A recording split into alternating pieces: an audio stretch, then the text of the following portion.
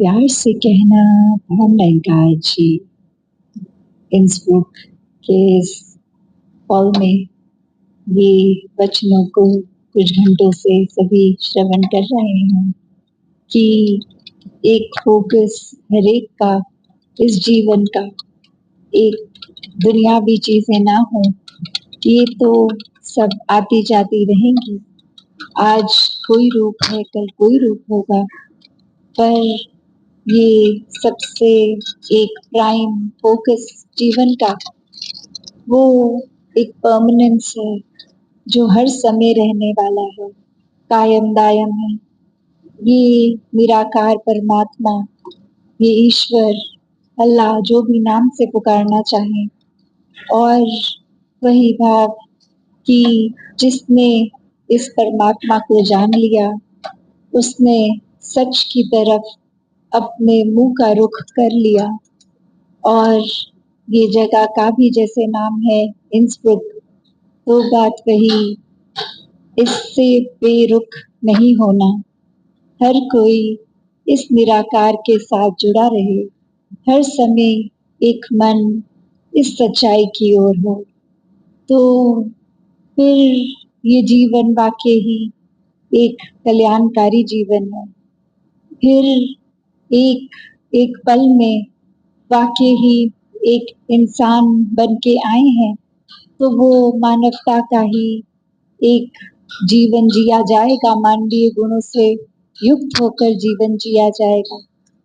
तो भाव वही कि कैसे हर समय एक इंसान के लिए एक असली मानव वाला जीवन जीने की कला कैसे कोई रख सकता है।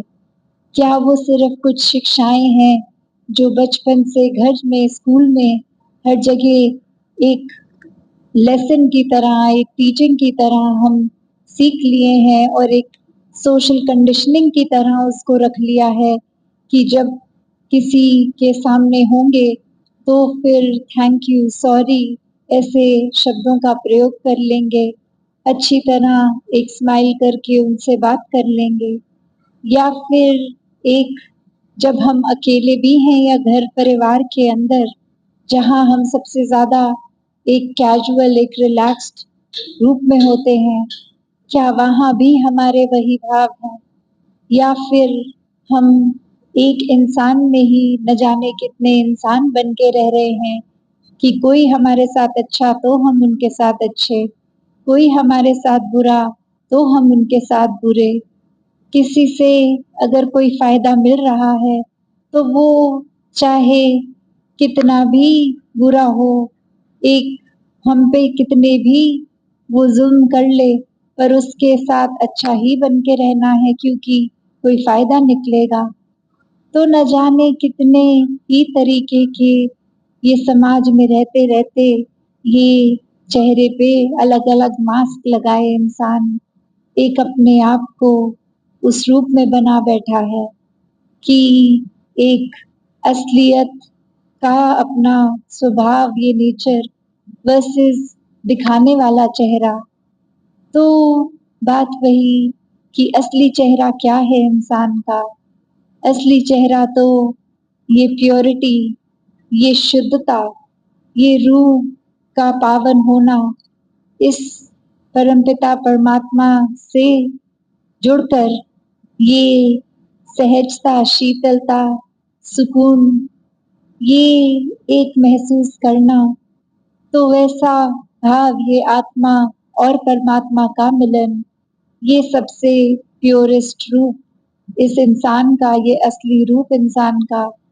और कैसे धीरे धीरे ये घर समाज से शिक्षाएं लेते लेते एक ये प्योर रूप को मैला करता जाता है इंसान। तो हर एक के लिए अपना असली रूप, एक अपना प्योरेस्ट सेल्फ, एक बेस्ट वर्जन्स ऑफ देमसेल्व्स रहना पॉसिबल है। बस वही बात कि जितना हम इस परमात्मा को अपने जीवन में हर पल के लिए लाएंगे, ये एहसास बना रहेगा, उतना ही हम परमात्मा जैसे होते जाएंगे। जो असली रूप है, ये शरीर में तो चले जाना है कुछ सालों बाद, पर ये परमानेंस, ये आत्मा परमात्मा के मेल होने से, ये चाहे कोई भी धर्म ग्रंथ देख लें, उसमें सैल्वेशन की बात, मुक्ति की बात, और ये सिर्फ जीवन की यात्रा खत्म होने के बाद की बात नहीं, ये जीते जी मुक्त होने की बात है। तो कैसे हर कोई अपने जीवन में हर समय ये भक्ति कर सकता है, हर समय एक अपना रियल सेल्फ बन के रह सकता है, फिर फर्क नहीं पड़ता आसपास लोग हैं या नहीं है। वो बंद कमरे में अकेला बैठा इंसान भी उतना ही अच्छा है जितना किसी से इंटरैक्ट करते हुए, बात करते हुए अच्छा रहेगा।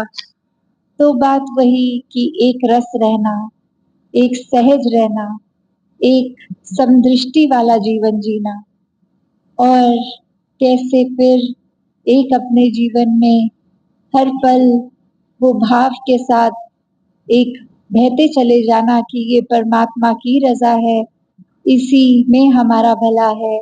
जैसी घड़ी मिली है उसी में एक को उस तरह से एडजस्ट करके शुक्राना करते हुए एक जीते चले जाना है।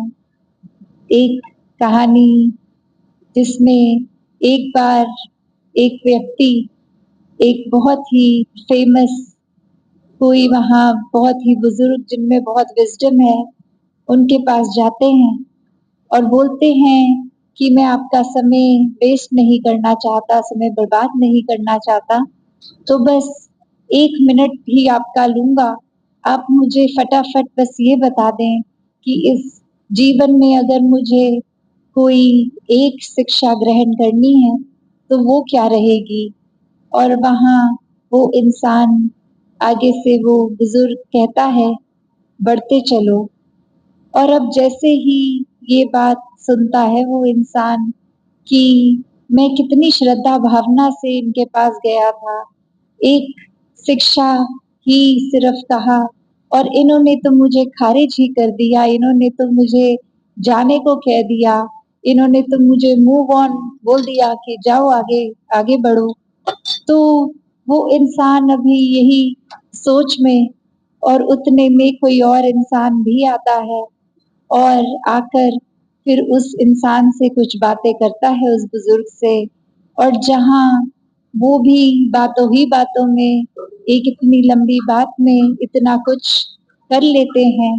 और अब इस इंसान के दिमाग में आता है कि ये दूसरे इंसान को तो इन्होंने इतना ज्यादा समय भी दे दिया, और इतने बिजी होने के बावजूद उसने न जाने कितने सवाल पूछे उसको, बहुत ही एक आराम से आंसर भी किया समय लगा के।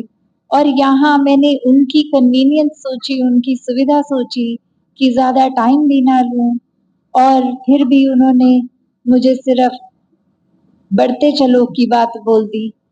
तो अब वो व्यक्ति के जाने के बाद उनसे जब बात करता है, कहता है ये मेरी समझ में नहीं आई, आपने मुझे तो ऐसे ही कह दिया कि चलते बनो, और दूसरों के साथ तो इतना समय लगा रहे हो, क्या आप मेरी एक कपड़ों से मुझे जज कर रहे हो? क्या आपको यूं नहीं लगा कि मैं उस ओहदे का हूँ कि आपसे बात कर सकता हूँ कि नहीं? क्या आपको लग रहा है आप सुपीरियर हो मुझसे किसी तरह से? ऐसी अनेकों बातें बोलकर जब वो उस व्यक्ति को कहता है, तो आंसर सिर्फ एक ही होता है कि तुम तो अभी तक उस बात से ही बढ़ नहीं सके, you still haven't moved on from that. कि भाव उस व्यक्ति का बोलने का ये नहीं था कि तुम्हारी औकात वो नहीं कि मुझसे बात करो, पर यही कि हर समय कैसी भी परिस्थिति है, उससे एक बहते चलो। और अभी ये शिक्षा मिलते ही एक नया नज़ारा क्या देख लिया, अटक वहीं गए फिर आके, वहीं फँस गया दिमाग, वहीं फिर उसी लूप में रह गए। तो बात ही क्या हुई कि ये शिक्षाएँ सिर्फ सुनने तक की नहीं होती, ये शिक्षाओं को वाक़ई ही ग्रहण करके जीवन में उतारना होता है। हर पल सिर्फ बोलने के लिए नहीं कि निराकार जो कर रहा है अच्छा है, बल्कि हर पल में वाक़ई ही ये निराकार ने जिस तरह का पानी तैयार किया है हमारे लिए, उसी में बहने की कला फिर हमें अपने आप को मोल्ड करके करनी है, उसी में एक सब कुछ देख लेना, उसी में एक बेस्ट से बेस्ट सिनेरियो निकाल लेना, वो फिर एक इंसान की भाव है। वो निराकार से जुड़ाव जितना उतना ही सहजता से जीवन में आ जाता है। तो दासी और समय ना लेते हुए इन्हीं शब्दों से आपसे आज्ञा लेगी। सत्संगत जी, धन्यवाद जी।